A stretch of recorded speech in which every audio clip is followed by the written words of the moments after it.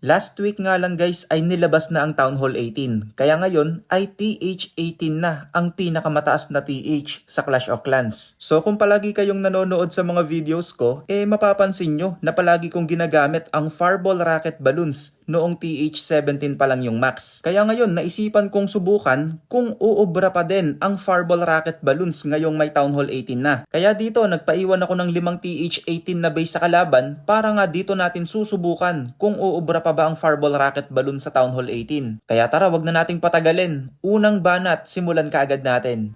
So ngayon, saan tayo magpa-fireball? So i-check muna natin dito kung saan yung malaking value na kayang makuha ng fireball. So tingin ko dito sa Ricochet Cannon para madamay ang Clan Castle. So Warden Walk tayo dito. Parang mas maganda ata kung mapapaabot natin yung Warden sa Town Hall. Pero ang layo masyado ng Town Hall eh. So tignan na lang natin kung makakaabot. So Flame Flinger ang gagamitin kong machine. Lagay mo na ako dito ng Yeti. Tapos i-headhunter ko lang tong enemy queen. Tapos pagka namatay na yung enemy queen, nabuhay pa yung enemy queen. Teka lang. Lagay nga tayo dito ng Baby Dragon. So Baby Dragon na lang yung gamitin natin sa enemy queen. So lagay tayo dito ng Baby Dragon. Kaya na ba? Buhay pa din. Teka nga. Kailangan na talaga natin ng isa pang headhunter. Okay, tapos Flame Flinger. Yun nga lang, medyo late na talaga yung pagkakalapag natin ng Flame Flinger. So ngayon, focus tayo kay Warden. Tanggalin ko na to. Tsaka siguro itong Bomb Tower, tanggalin ko na din. Tapos, gamit na tayo ng Ice Block siguro. Sige, pagkatanggal ng Poison Tower, mag-Ice Block na ako. Okay, Ice Block. Tago ko to. Ito. Sa IT ata tatama. Oy, sakto. Doon nga tumama. So, double Quake para matanggal yung Clan Castle. Yun, saktong-sakto. So, dito tingin ko makakaabot yung Warden sa Town Hall. Sige, so pwede ko na sigurong ilapag yung King and Queen. At baka maubusan pa ako ng oras. So, BK at Queen, ilapag ko na dito. Siguro i-rage ko kaagad para mabilis. Tapos si Warden, kailangan ko siyang bantayan kasi andito yung Guardian. So, tanggalin ko tong Multi-Gear. So, kailangan nating bantayan yung King and Queen. Kailangan ko rin bantayan yung Warden. Skeleton spell pang distract sa Monolith. So, i-rage ko to. Itago ko lang. Grabe, guys!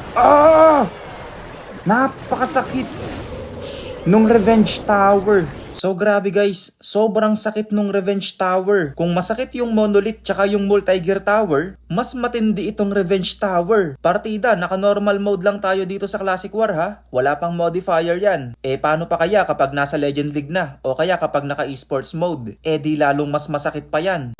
So ngayon si RCC gagamitin ko na lang dito. Yung Flame Flinger natin boy pa.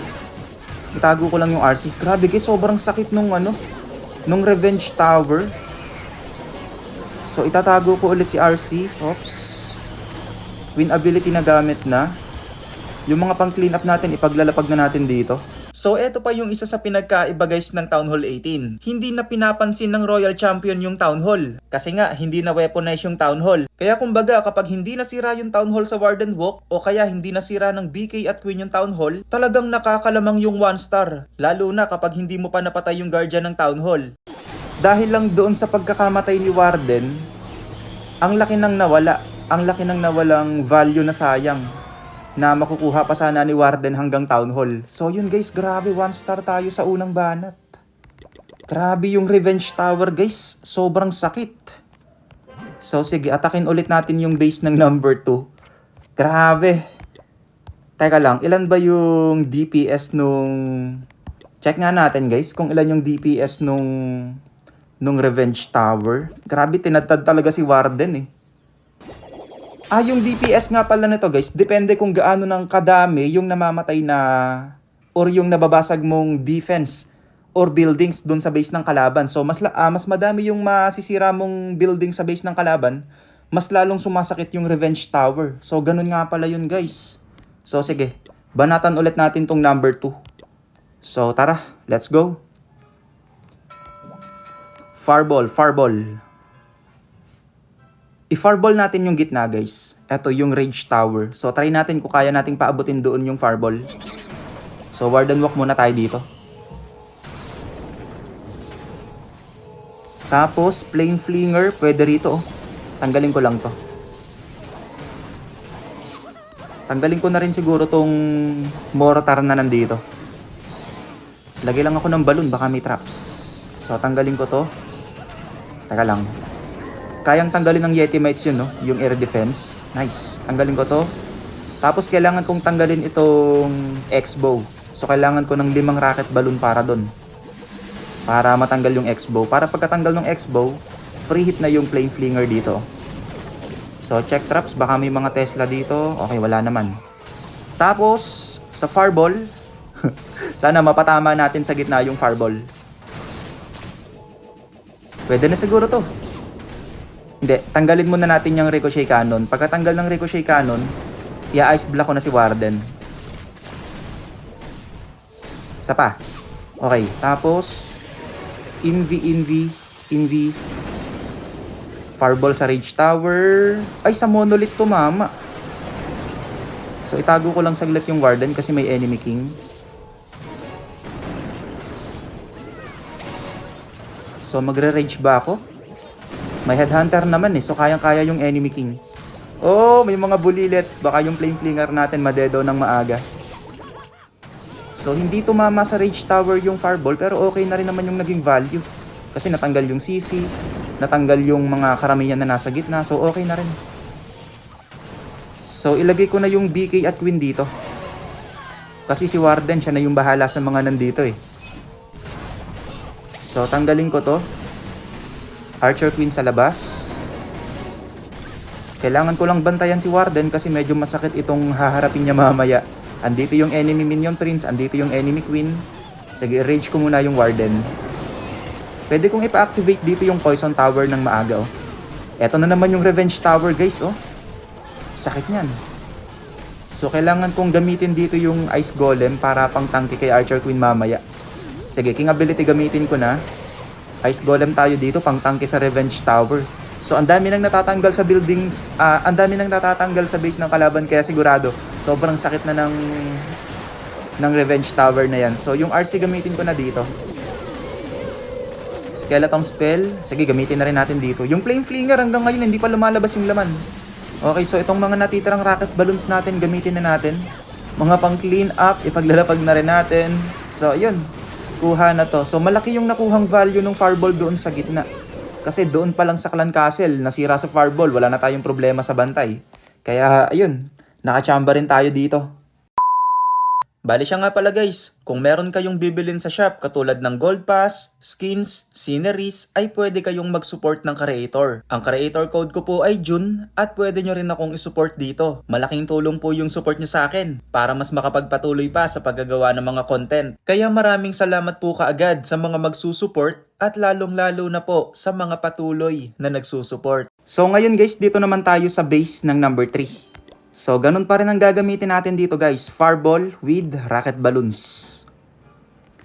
So, ngayon, saan naman tayo magpa-fireball dito? Fireball. Siguro guys, dito sa Rage Tower.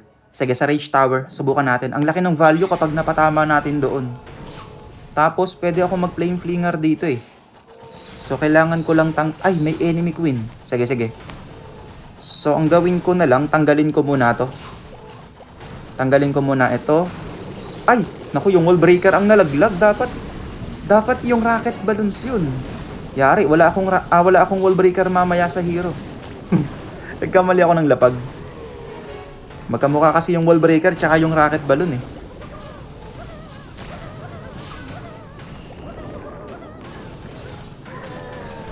So, Flame Flinger, ilagay natin dito. Tapos, medyo magiging problema nga lang mamaya. Wala akong wall breaker para sa King and Queen. Invi. Fireball sa Rage Tower. Double Quake. Sakto. Tanggal ba yung CC? Hindi tinamaan ng Earthquake yung CC guys. Pero sige, okay lang yan. So yung Flame Flinger, kailangan niyang tanggalin itong mga nandito. So dahil wala na akong wall breaker sa King and Queen, siguro ang gagawin ko na lang, yung ability na lang ni King ang mag-o-open ng wall. Sige, ganun na lang yung gawin natin. Eto, kaya na tong tanggalin ng Flame Flinger etong mga nandito eh. So, pwede kong ipa-activate yata ng maaga yung Rage Tower. Sige. Kaya ba?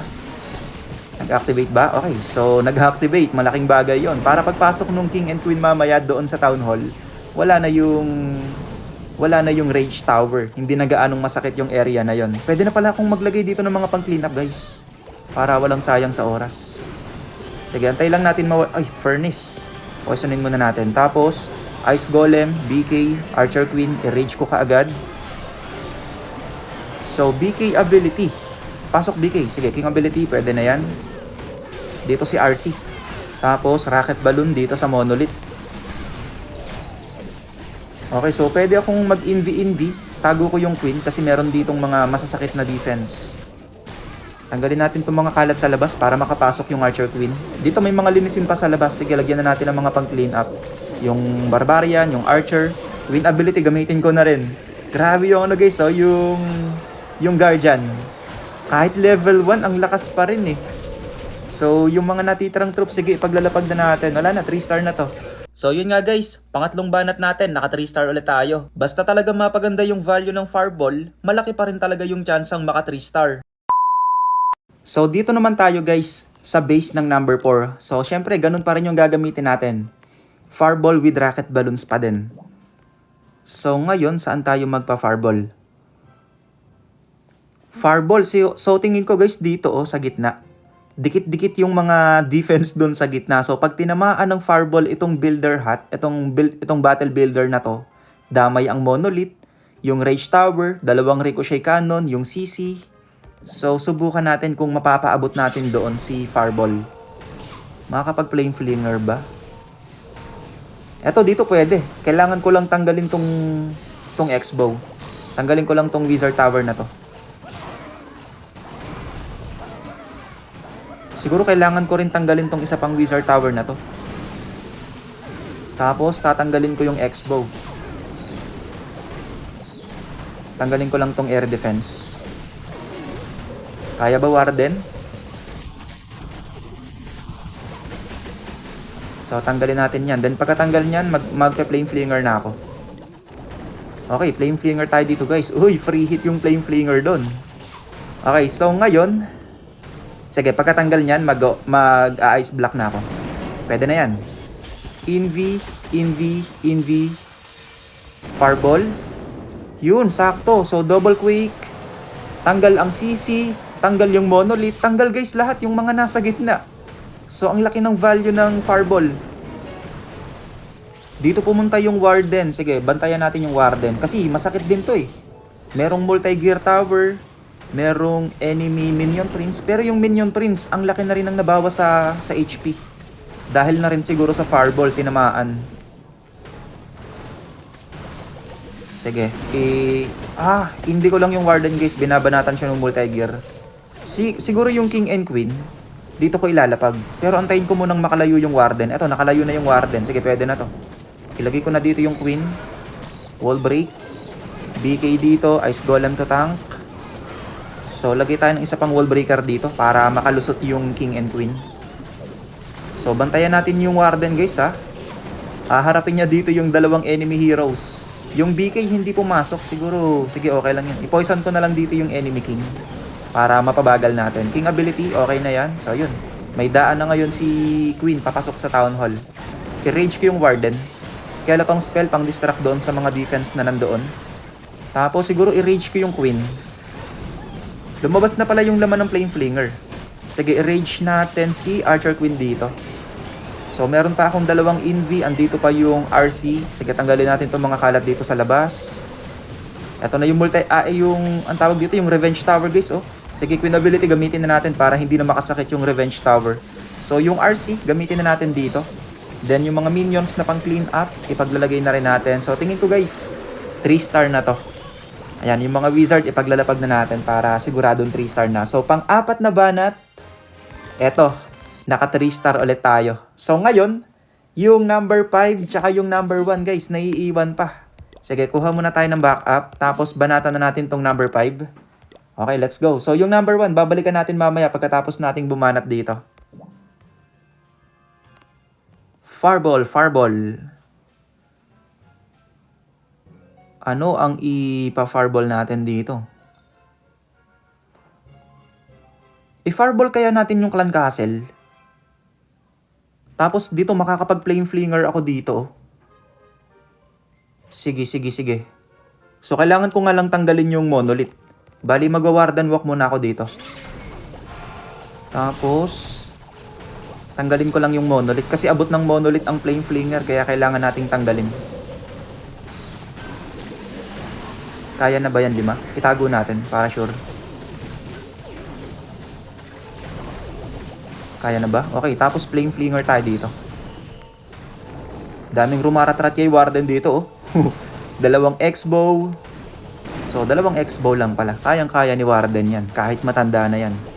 Tanggalan at lagyan natin dito ng mga archers para nakakapaglinis ka agad. Sige, rage ko na yung Warden. Umi-epal na yung ricochet cannon eh. Tumutulong na eh. Sige, tanggalin ko na rin to. So, yung fireball papatamain ko lang sa... Kahit dito lang siguro sa builder. Sa battle builder, pwede na yun. Op. Invi, invi. Daming invi na to ah. Fireball. Ay! Naku, yun lang! Hindi ko napansin yun ah. May builder pala dun. Naku, yari, walang value yung fireball. Hindi ko napansin yung builder dun. Ba't di ko nakita yun? Sige, lagi ko na nga lang dito yung king and queen sa labas. Malapit sa town hall. I-rage ko lang yung warden. Hindi ko napansin yun guys. Sorry naman. Headhunter. Hindi pa lumalabas yung mga ibang bantay ah. Tingin ko may ice golem pa dyan eh. DK ability magagamit din ng maaga. Sige na nga. Sige, si RC, ilagay ko na lang dito si RC para doon nalilipat yung healers. So, tingin ko guys, may hirapan to. Walang nakuha yung fireball eh. Wala man lang nakuhang value yung fireball. RC ability gamitin ko na para siya na yung babanat doon sa Revenge Tower. Si Queen, gamitin ko na ability niya. Skeleton spell pang distract. Earthquake, gamitin ko na lang dito, dagdag damage. So, Archer Queen, banatan mo yung Town Hall ah. So, meron pa tayong mga rocket balloons, yung RC boy pa. Kaya ba to? Wala na, hindi na yata aabot yung oras nito eh. So, 35 seconds na lang. Hindi na aabot yung oras guys. Hindi ko talaga napansin yung builder na nandito. Yun lang, palpak yung fireball. So halos wala talaga nakuhang value si fireball. Kung tumama sana yung fireball doon sa dapat niyang patamaan, matatanggal na sana yung bantay, madadamage na yung town hall, madadamage yung enemy heroes, yung guardian. Kaso yung fireball natin nawala. Nagkaroon ng sariling mundo yung fireball, sayang. So ngayon, 2 na yung lilinisin natin guys. Yung number 1, tapos ito pa, yung number 5. At ayun nga guys, grabe, palpak na palpak yung fireball natin doon. Wala man lang nakuhang value. Kaya ngayon, 2 base na yung kailangan natin balikan sa mga base ng kalaban. So ngayon guys, siguro ito muna yung unahin natin, yung base ng number 1. Tapos, ganun pa rin syempre ang gagamitin natin. Fireball rocket balloons pa din. Okay, so dito, magwa-warden walk muna ako dito sa taas. Tapos, flame flinger dito. Banatan muna natin yung enemy queen. So, pagka wala na yung enemy queen, tsaka tayo mag-flame flinger dito. Tapos, yung fireball natin, papatamain ko lang siguro dito. Kahit doon lang sa monolith, siguro pwede na.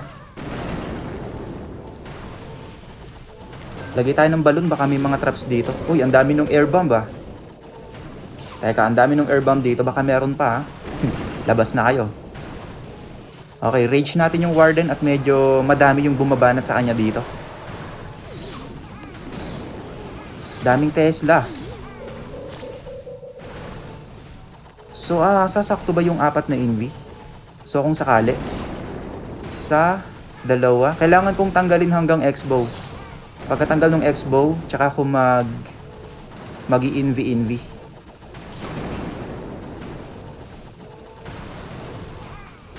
Pwede na to. Invi. Fireball sa Monolith. Double Quake. Ayan, masira lang yung Clan Castle at Monolith. Okay na yun. Tapos tingnan natin kung saan pupunta yung Warden. Mukhang dito siya pupunta guys ha. So tanggalin ko na itong mga kalat dito. So dyan pumunta yung Warden. At tingin ko dito ko ilalapag yung King and Queen sa kabila. Ice Golem, Wall Breaker, BK at Queen ilagay ko na dito. Tapos syempre kailangan ko pa rin bantayan si Warden. Daming masasakit dito eh. Sige, i-rage natin yung Warden. So yung BK at Queen kailangan makadiretso sila dito sa gitna. Tapos si RC na lang siguro yung gagamitin kong pang support mamaya sa Town Hall. Tanggalin natin to.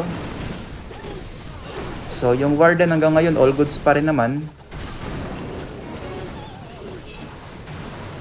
Siguro pwede na ako mag-RC. Sige, mag-RC na ako dito. Skeleton spell. Tulungan natin si RC gamit rocket balloons. Pwede kong i-poison yung mga enemy heroes. Queen ability gamitin ko na. RC ability na rin. Headhunter. Tapos yung mga pang clean up, ipaglalapag na natin dito. I-freeze natin tong... Ito yung nagpasakit sa atin kanina eh. Yung Revenge Tower. Grabe, sobrang sakit nun. Yung mga pang clean up, ipaglalagay na natin. So, ayun. 3-star na pala. So, ngayon meron pa tayong isang base na kailangan linisin. Yung number 5. So, syempre, ito pa rin yung troops na gagamitin natin. Fireball, rocket, balloons pa din. Pero ngayon, saan ba magandang mag-fireball? Fireball. Siguro doon pa din. Guys. Sige. So, tara. Linisin na natin tong number 5 ng kalaban. So, ganun pa rin ang gagamitin natin ha. Fireball, rocket, balloons pa din. So, mag-warden walk na ako dito. Tapos, tatanggalin ko ulit etong monolith. So, kailangan matanggal yung monolith para makapaglapag ako ng flame flinger. Yung warden, okay pa naman. Okay, flame flinger tayo dito. So, malaki yung makukuhang value dito ng flame flinger eh. Lagyan na tayo ng archers panglinis. Tapos, bantayan ko yung warden. Iniisip ko pa kung saan ko papatamaan yung fireball. May dalawang enemy heroes dito guys, kaya kailangan natin mag-ingat kay warden. Lagay tayo ng Cocolun, baka may mga traps. Tapos yung oras nga pala guys, kailangan din nating bantayan. Kasi tingin ko mapapatagal yung warden walk dito. Kasi ang daming kalaban ni warden. May enemy heroes, may mga Tesla. Kaya ba warden? Kaya daw. Siguro pagkatanggal niyang IT, baka pwede na akong mag-invi-invi. Tanggalin ko nga tong mortar dito, tanggalin ko to. So 1 minute and 57, medyo napapatagal talaga yung warden walk natin.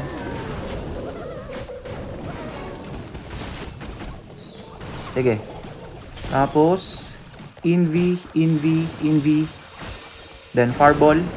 Ay! Yun lang! Palpak yung fireball! At ayun nga guys, palpak na naman yung fireball natin dito. Wala man lang nakuha yung fireball eh, kasi sa labas tumama. Magagawan ko pa naman sana ng paraan to, na itry ko pang i-recover. Kaso nga lang ang nangyari, 8, 7, 5, 4, 3, yun lang. Kinapos, 98%. So ayun nga guys, grabe. Nagawan ko pa sana ng paraan. Kaso nga lang, ayun, talagang kinulang pa rin sa oras. Minalas na nga sa fireball, minalas pa sa oras. Bali pagkatapos nga pala nyan guys, ay binanatan ko na lang ulit gamit yung Town Hall 17 ko. Tapos ganun pa rin yung strategy na ginawa ko. So this time, tumama na yung fireball sa dapat niyang patamaan. Kaya dito talagang napakalaki na ng pag-asang ma-3-star to. Ayan no, meron pang ability yung Archer Queen, full health pa yung RC, meron pang isang freeze na pwedeng gamitin. Kaso nga lang, nag-DC naman. Ang masakit niyan, nakatayo pa yung Revenge Tower. Ang plano ko pa naman, gagamitin ko yung freeze paglapit ni RC doon sa Revenge Tower. Kaya dito, dali-dali talaga akong bumalik para malaman kung anong nangyari doon sa attack na ginawa ko. Tapos guys, Pagbalik ko ay eto, 98%. So siguro hindi kinaya ni RC yung Revenge Tower kasi hindi ko nalapag yung freeze dahil nga nag-DC. Kaya sabi ko grabe namang kamalasan to. Talagang sagad na sagad eh. Bali pagkatapos nga pala niyan guys ay binanata naman ni 3D yung base ng number 5. Tapos ganun pa rin ang troops na ginamit niya katulad nung ginamit ko, Fireball Rocket Balloons. Dito ay napatama niya ng ayos yung Fireball. Kaya sa bandang huli ay ayun, lista na nga yan para kay 3D. Bali dito nga guys, na-perfect na namin yung kalaban. Last 41 minutes, meron pang 4 na base na natitira sa amin. Tapos guys, pagsilip ko sa mga attack ng kalaban, ay eto, napakadami pa palang attack na natitira sa kalaban. Kaya dito pa lang sabi ko wala na to. Sigurado na to kayang-kaya na tong itabla ng kalaban. At hindi nga ako nagkamali dahil sa bandang huli ay natapos nga yung laban namin ng draw. Kaya walang nanalo at wala ring natalo. Pero guys, about doon sa Fireball Rocket Balloon sa Town Hall 18, tingin ko okay pa naman gamitin yung Fireball Rocket Balloon sa Town Hall 18. Basta makakuha lang ng malaking value yung Fireball, talagang okay na okay pa din. Pero sa Classic War yun. Pagdating sa mga modifier, hindi ko na alam kung uubra pa yon. Kasi alam nyo naman sa modifier, mas masasakit yung mga defense ng kalaban, mas mahihina pa yung mga heroes mo. Kaya kung hindi mo talaga masisira ang Town Hall sa Warden Walk o kaya sa BK at Queen, talagang nakakalamang ang 1 star.